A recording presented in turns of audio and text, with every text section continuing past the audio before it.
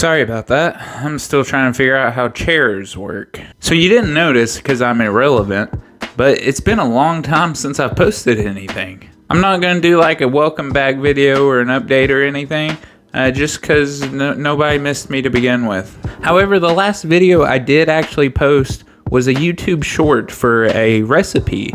It was for protein ice cream, and that was the highest viewed piece of content I'd ever created. That's saying almost nothing. However, I still cracked under the pressure and didn't post a video until now. And while that video may have gotten some views, one that didn't, and one that I want to go ahead and shine a little light on with its own special video, is my protein Reese's fudge bar ice cream bar recipe. Now this recipe, in my opinion, is pretty much perfect. It tastes like a normal ice cream bar. Takes you upwards of 10 minutes to eat it, so you can really enjoy it, savor that moment.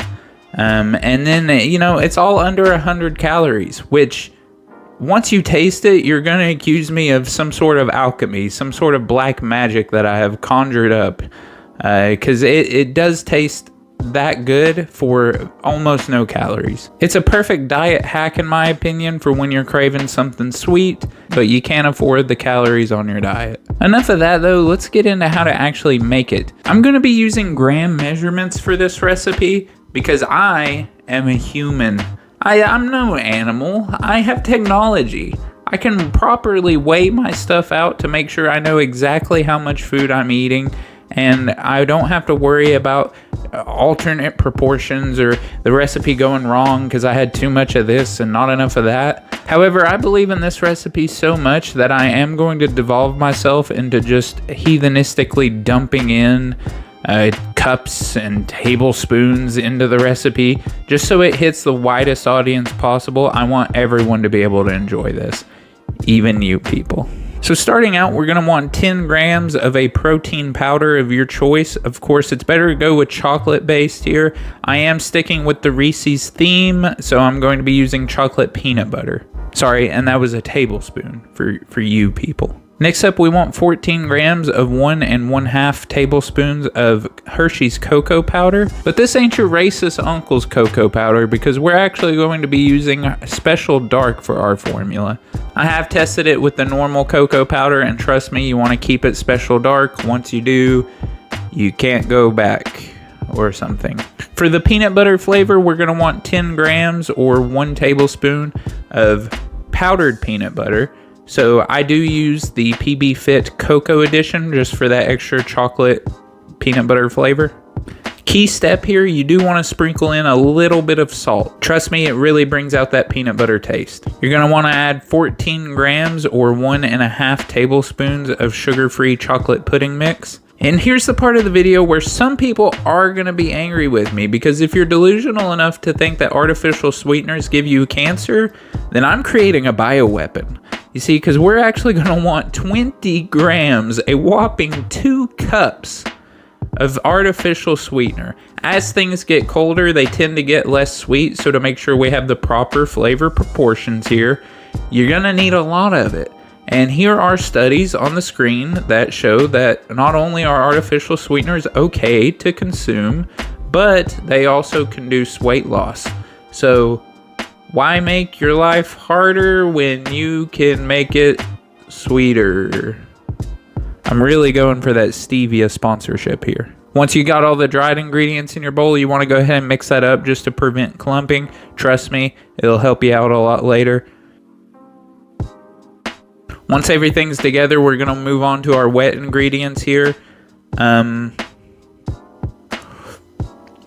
can't think of a joke. Something about your mom being dry and then getting wet. I'll let you fill in the blanks on that one, okay? First off, we're going to want 120 grams or 1/2 cup of vanilla Greek yogurt. Of course, we're going low fat here. Keep it down on those calories. I like to throw in a little bit of whipped cream. No need to measure it. Just throw some in there. It'll be good, I'm sure.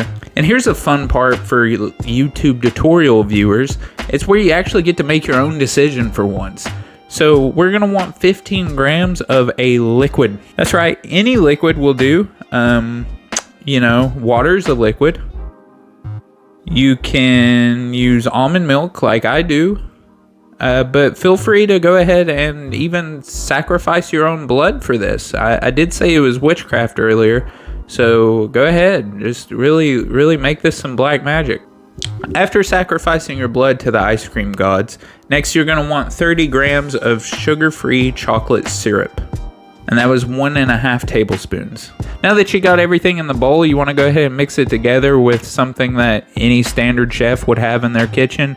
Of course, I will be using this 1995 collector's edition of Batman without his cape to go ahead and mix it together, make sure I've got everything really incorporated. And once that's done, you want to go ahead and throw it into your popsicle mold. The ones I'm using here on the screen are absolutely perfect, but work with what you got. Freeze it in a plastic bag for all I care.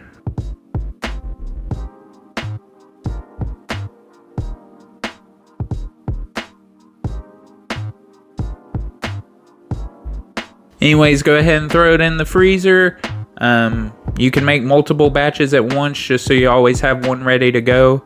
But really, that's the end. That's the end of the video. And let's be honest with each other, you didn't make it this far. So this is my outro. Just like that.